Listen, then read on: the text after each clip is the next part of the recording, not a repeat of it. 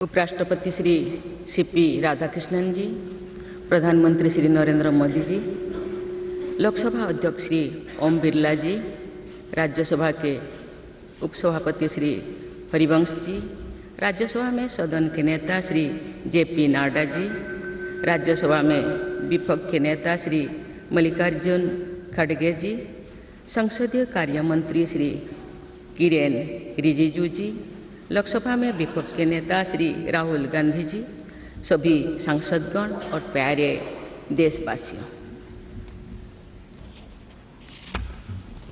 संविधान दिवस के ऐतिहासिक अवसर पर आप सबके बीच आकर मुझे हार्दिक प्रसन्नता हो रही है। आज ही के दिन 24 नवंबर 1949 को संविधान सदन के इसी केंद्रीय कक्ष में संविधान सभा के सदस्यों ने भारत के संविधान के निर्माण का कार्य संपन्न किया था। आज ही के दिन उस वर्ष हम भारत के लोगों ने अपने संविधान को अपनाया था। स्वाधीनता के बाद संविधान सभा ने भारत की अंतरिम संसद के रूप में भी कर्तव्य निर्वहन किया। प्रारूप समिति के अध्यक्ष बाबा साहेब डॉक्टर भीमराव अंबेडकर हमारे संविधान के प्रमुख निर्माताओं में से थे। बाबा साहेब की 125वीं जयंती के वर्ष में यानी सन 2015 में 24 नवंबर को प्रतिवर्ष संविधान दिवस के रूप में मनाने का निर्णय लिया गया और निर्णय अत्यंत सार्थक सिद्ध हुआ है। आज के दिन पूरा देश भारतीय लोकतंत्र के आधार हमारे संविधान के प्रति तथा उसके निर्माताओं के प्रति आदर व्यक्त करता है। हम भारत के लोग अपने संविधान के प्रति व्यक्तिगत और सामूहिक स्तर पर आस्था व्यक्त करते हैं। अनेक योजनाओं के माध्यम से देशवासियों को, विशेषकर युवा वर्गों को संवैधानिक आदर्शों से अवगत कराया जाता है। संविधान दिवस से मनाने की परंपरा का शुभारंभ करने और उसे निरंतरता प्रदान करने की जितना भी प्रशंसा की जाए और कम। माननीय सांसदगण संसदीय प्रणाली को अपनाने के पक्ष में संविधान सभा में जो ठोस तर्क दिए गए थे वो आज भी प्रासंगिक है। विश्व के विशालतम लोकतंत्रों में जन आकांक्षाओं को अभिव्यक्त करने वाली भारतीय संसद विश्व के अनेक लोकतंत्र के लिए आज एक उदाहरण के रूप में प्रतिष्ठित है। हमारे संविधान निर्माता चाहते थे कि संविधान के माध्यम से हमारा सामूहिक और व्यक्तिगत स्वाभिमान सुनिश्चित रहे। मुझे ये कहते हुए बहुत प्रसन्नता होती है कि बीते दशक में हमारे संसद ने जन आकांक्षाओं को अभिव्यक्त करने के अत्यंत प्रभावी उदाहरण प्रस्तुत किया है। संविधान निर्माताओं की अपेक्षाओं पर खरा उतरने के लिए मैं आप सभी सांसदों को बहुत बहुत बधाई देती हूँ।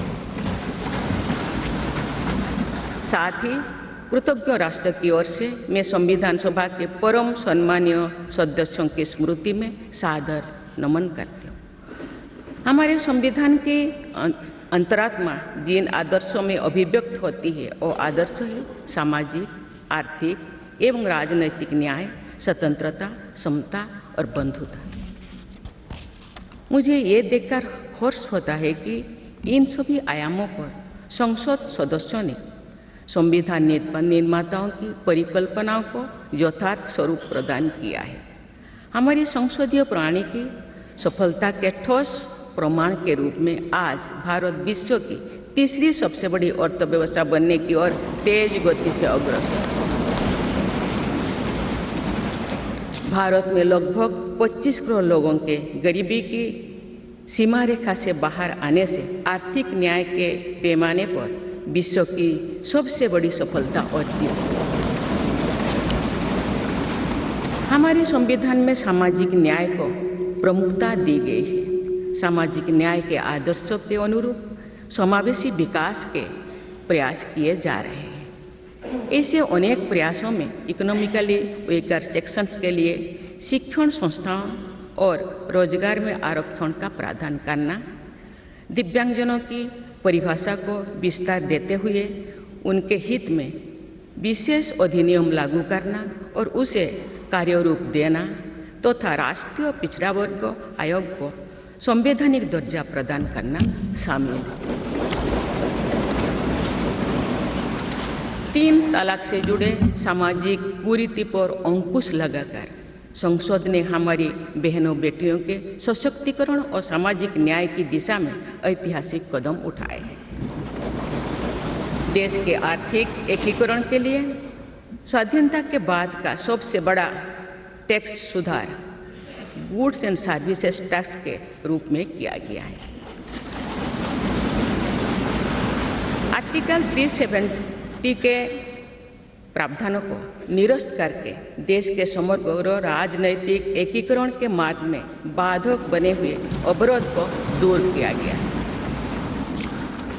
नारी शक्ति बंधन अधिनियम द्वारा वुमेन लीड डेवलपमेंट के एक नए युग आरंभ होगा।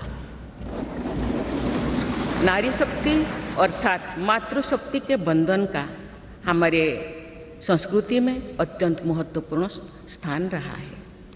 इस वर्ष 7 नवंबर से हमारा राष्ट्रगीत वंदे मातरम की रचना के 150 वर्षों पूरी होने के उपलक्ष्य में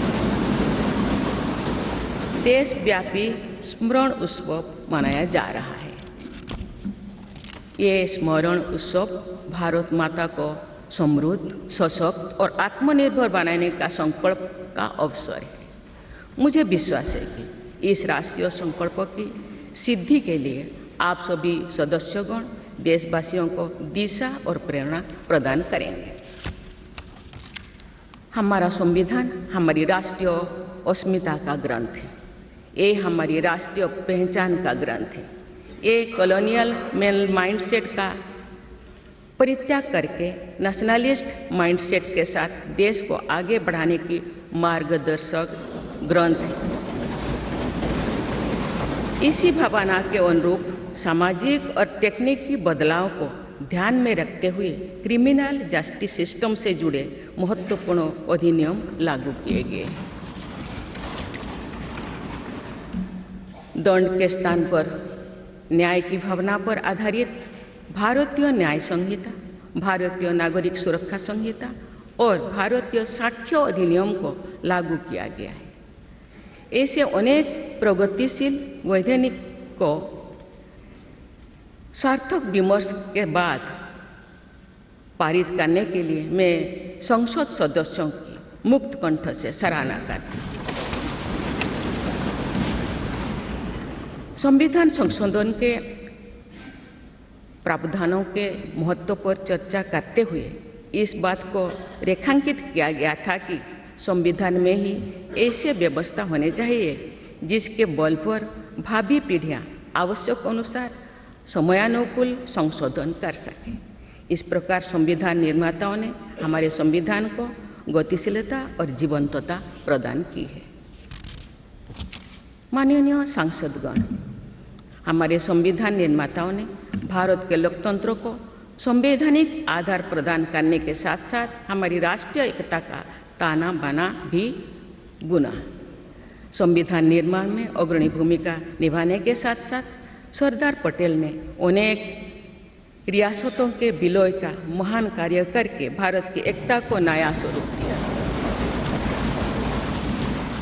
इस वर्ष सरदार पटेल की 150वीं जयंती देशवासियों ने मनाई। उनकी 150वीं जयंती के उपलक्ष्य में पिछले वर्ष से आगामी वर्ष तक चलने वाले कार्यक्रम के माध्यम से देशवासी राष्ट्रीय एकता तथा गौरव की आदर्शों से जुड़ेंगे। हमारी संसद हमारे राष्ट्र का प्रतिबिंब है। लौह पुरुष सरदार वल्लभ भाई पटेल के आदर्शों को प्रसारित करने तथा कार्यरूप देने में आप सबका योगदान महत्वपूर्ण है। जौन अभिव्यक्ति को परिलक्षित करने वाली हमारे संसदीय प्रणाली विभिन्न आयामों पर और अधिक मजबूत होती गई है। वयस्क मताधिकार का प्रावधान करके हमारे संविधान द्वारा जनता के विवेक पर जो आस्था व्यक्त की गई है, उसकी सफलता की विश्व के अन्य अनेक देशों में सराहना की जाती है। पिछले कुछ वर्षों के दौरान महिला मतदाताओं द्वारा बढ़ चढ़कर मतदान करना हमारी लोकतांत्रिक चेतना को विशेष सामाजिक अभिव्यक्ति देता है। महिला, युवा, गरीब, किसान, अनुसूचित जाति और जनजाति समुदाय के हमारे देशवासी, मिडिल क्लास तथा न्यू मिडिल क्लास के लोग हमारी लोकतांत्रिक प्रणाली को पंचायत से संसद तक मजबूती से दे रहे हैं। हमारी समावेशी लोकतंत्रों में जन जन की भागीदारी को प्रोत्साहित किया जा रहा है।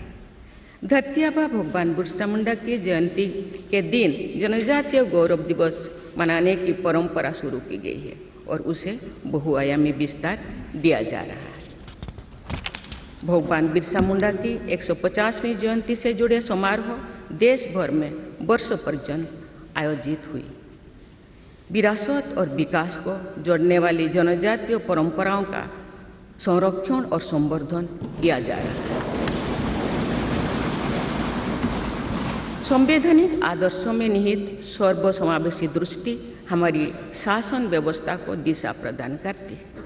हमारे संविधान में निहित नीति निर्देशक तत्व हमारी शासन व्यवस्था के लिए मार्गदर्शन प्रदान करते हैं। संविधान सभा के अध्यक्ष डॉक्टर राजेंद्र प्रसाद ने कहा था कि जो स्वाधीनता हमने प्राप्त की है उसकी रक्षा करना और उसको बनाए रखना तथा जनसाधारण के लिए उसको उपयोगी बनाना उन पर निर्भर करता है जो इस संविधान का क्रियान्वयन करेंगे। ये प्रसन्नता का बात है कि हमारी संसद ने डॉक्टर राजेंद्र प्रसाद जी के अपेक्षा के अनुरूप राष्ट्रहित में कार्य किया है तथा जन सामान्यों के जीवन को बेहतर बनाने के लिए निरंतर प्रयास किए हैं। अंत्योदय की इसी दृष्टि के साथ आधुनिक विकास का समन्वय करके भारत विश्व समुदाय के सम्मुख विकास का एक नया मॉडल प्रस्तुत कर रहा है। विश्व स्तरीय इंफ्रास्ट्रक्चर के विकास से लेकर जन कल्याण की सुविधाओं को 100% लाभार्थियों तक पहुंचाने के प्रयास हमारी राष्ट्रीय प्रगति को अतुलनीय विस्तार देते हैं। संवैधानिक व्यवस्था के अनुसार आगे बढ़ते हुए हमारे देश की कार्यपालिका, विधायिका और न्यायपालिका ने देश के विकास और देशवासियों के जीवन को संबल प्रदान किया है। संसद के दोनों सदनों के सदस्यों ने हमारे देश को आगे बढ़ाने के साथ साथ गहन राजनीतिक चिंतन की स्वस्थ परंपरा विकसित की है। आने वाली कालखंड में जो विभिन्न लोकतंत्रों और संविधानों का तुलनात्मक अध्ययन किया जाएगा तो भारतीय लोकतंत्र और संविधान का विवरण स्वर्णाक्षर में किया जाएगा। आप सभी सदस्यगण हमारे संविधान और लोकतंत्र की इस गौरवशाली परंपरा के संभावक भी है, निर्माता भी है और साक्षी भी है। मुझे विश्वास है कि हमारी संसद के दिशा निर्देश में भारत को विकसित राष्ट्र बनाने के संकल्प को अवश्य सिद्ध किया जाएगा। इसी दृढ़ विश्वास के साथ मैं सभी माननीय सदस्यों को संविधान दिवस के पुनः बधाई देती हूँ और सभी देशवासियों की स्वर्णिम भविष्य की कामना करती हूँ। धन्यवाद। जय हिंद, जय भारत।